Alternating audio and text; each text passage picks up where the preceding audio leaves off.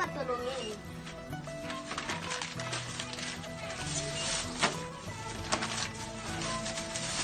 Nagiging bagger ako para hindi mapagod si nanay ko.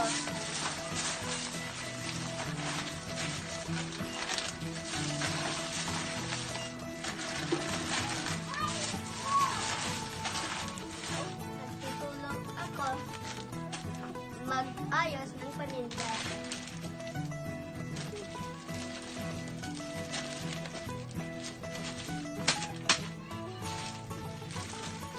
Daddy, let's say!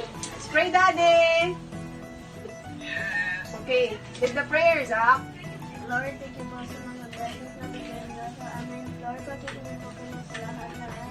Lord, pag-iingat po ang mga pamilya namin. Tapos, pag-iingat yung mga classmates namin. Lord, kami po makatigil po yung COVID-19.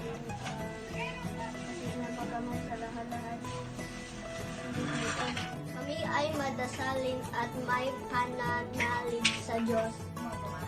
Kami ay malapit sa isa't isa.